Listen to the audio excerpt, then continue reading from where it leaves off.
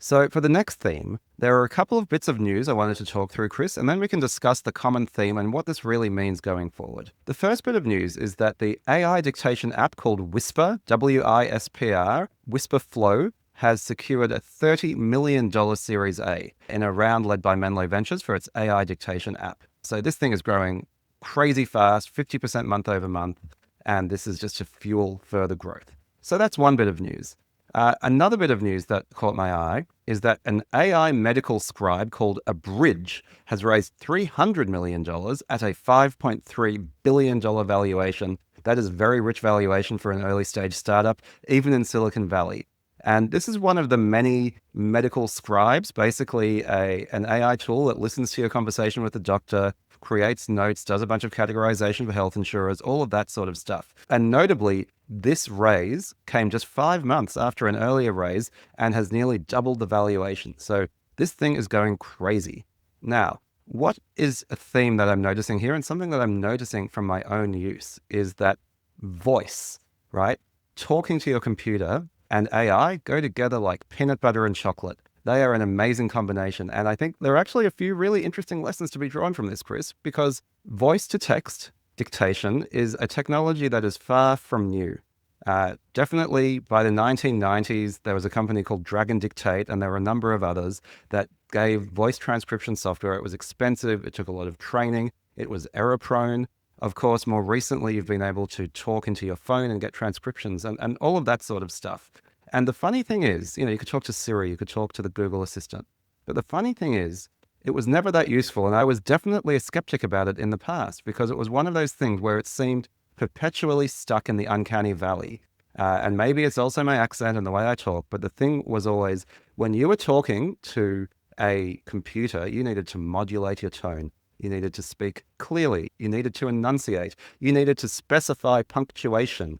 All of these things, right, Chris? And it was a painful experience. And I was like, sure, if you can't type, then talking might be good. But once you know how to type, then talking always just slowed you down.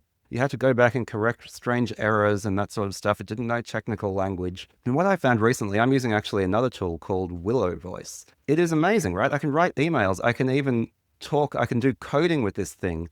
And it just autocorrects everything. If I stumble or whatever, it'll remove the filler words. It'll do all of this stuff. And you end up with this perfectly dictated piece of text, right? And the reason for that is it's combining the existing speech to text transcription technology with a layer of AI that can then come in and clean it up, understand the intent behind it, say, okay, if I said, fill this JSON up with the payload, it'll know that that JSON isn't the human name JSON, but is actually JavaScript object notation. It will get that correct. All of this sort of stuff means that voice dictation has now crossed the uncanny valley, Chris. I can talk to a computer the way I would talk to a person and get results that actually save me time relative to typing. So I'm finding myself using voice for emailing. I'm finding myself using voice for prompting AI. So it's AIs all the way down. And I think this is really fascinating. And that's why we're seeing these tools, which seem at some level not very new or novel, right? Oh, it's a voice transcription tool. It's a medical scribe. Suddenly these things are growing like crazy. And I think this is one of those interesting second order effects of AI and something that I think I've now changed my mind on. I always felt that voice was an inferior input method for computers. But now I think it's going to be everywhere and people are really going to be talking to their phones and talking to their computers much more than I expected they ever would. Yeah, the dream of talking to your computer, I think, has been around since the dawn of, at the very least, the personal computer. Maybe even before that. There are science fiction stories from Isaac Asimov about how my favorite story of all time called The Last Question. Oh, it's my favorite too. Is it really?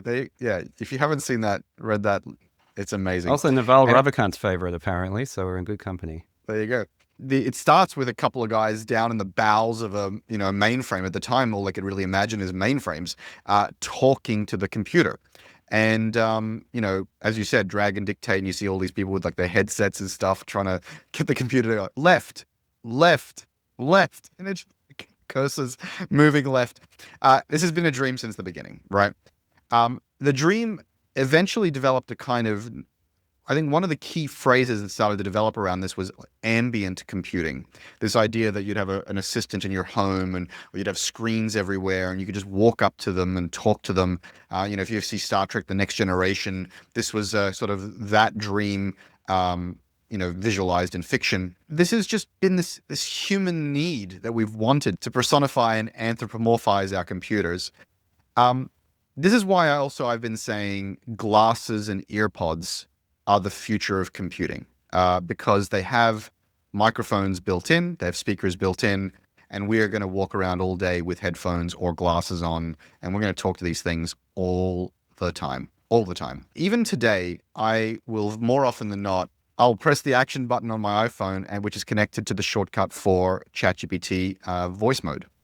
And I will talk to it on the regular, random things all day long. My son was having, what they call growing pains. His muscles were aching. And I just asked ChatGPT, hey, what's the growing pains? Is that really related to growing? What's the deal? How do I help my son? It's amazing. And not only is it amazing at its ability to understand and comprehend, the way ChatGPT responds now is amazing. Just mind-blowing.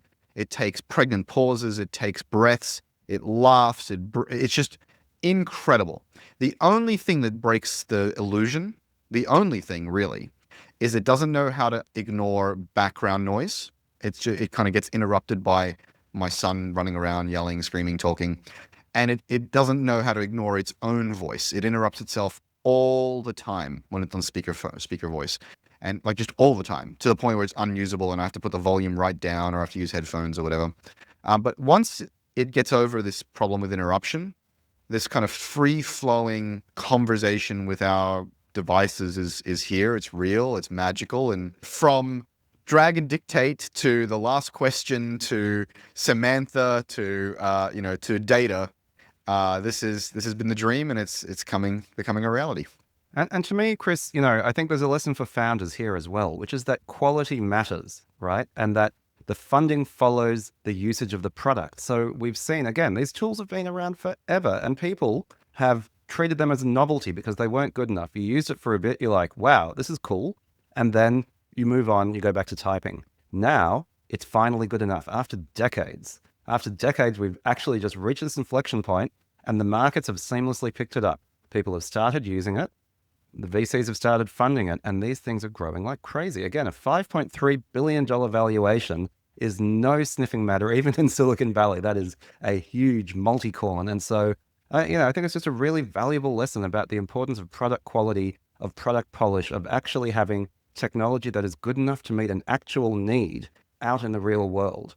Because, at some level, these scribe tools like Whisperflow, they don't do anything that Drag and Dictate didn't do. And yet, suddenly, they're growing like mad. And I think that's just a really valuable thing for founders to keep in mind out in the real world. I think that's really worth pressing on because, the Silicon Valley religion, the agile approach is ship it, learn, and iterate. And if you don't have product market fit, it may be that it isn't a real problem and you've got to potentially pivot. I'm always skeptical about a pure execution of that playbook, because until and unless your product is good enough at solving the problem, you're not going to find product market fit, even if the problem is real. And so a lot of product management, product strategy, startup life is about the taste, the judgment, the experience to know, yeah, it doesn't seem like I have product market fit, but the problem is not the problem or the market. The problem is the product. And I need to keep dialing this in and dialing this in and dialing this in until it crosses that threshold. And of course, one way of doing that is improving the quality and the capabilities of the product. The other one, which is more likely, is to reduce your definition of the problem, the minimum viable problem, Yaniv, which is a term I think we coined on this show. So you're right. The takeaway here is it's not that voice to text or voice to computer was solving a problem that doesn't exist. It's that it was never good enough to solve it. When you really solve it, the problem is real and people want it. And you have to be careful about that in your journey towards product market fit. But even more than that, an even more subtle point, Chris, everything you said I agree with, is that because the technology wasn't good enough, I convinced myself that it wasn't a real problem. I conflated these things, right? It was a mental Yes. conflation where I was like, okay, actually, I've tried using all of these speech to text tools and I always stop using them. So it must not be a real problem. And actually, it is a real problem. It's just the solution was never good enough. And so I think having that clarity of thought and that kind of distance to understand what is a problem that's not a real problem and what is a solution that is not actually good enough is something that is an art that is worth all of our learning and something that should keep us humble, right? Because it's not easy to tell. Yeah, so actually there's two other lessons from that, which is every time there's a massive platform shift, one of those things change, regulation changes, technology changes, or cultural norms change, you have to rethink each problem from first principles and re-ask the Yep. question, is this problem now real or has it changed? Has it shifted? There's the other lesson here, which is being too early is the same as being wrong. You can be too early because the regulations don't allow it. You can be too early because the market and the culture isn't ready for it. Or you can be too early because the technology is just not there yet. There's no amount of work that Drag and Dictate could have done to make that thing work. The technology was just not there. The processing power, the training models, nothing. And so you want to rethink from first principles whenever new technology, culture, or regulations change. And you want to be careful about being too early to front end those things before everything is ready for you. What do you think? Have you been using AI voice transcription tools in your daily life? How have you been finding them? Let us know your thoughts in the comments.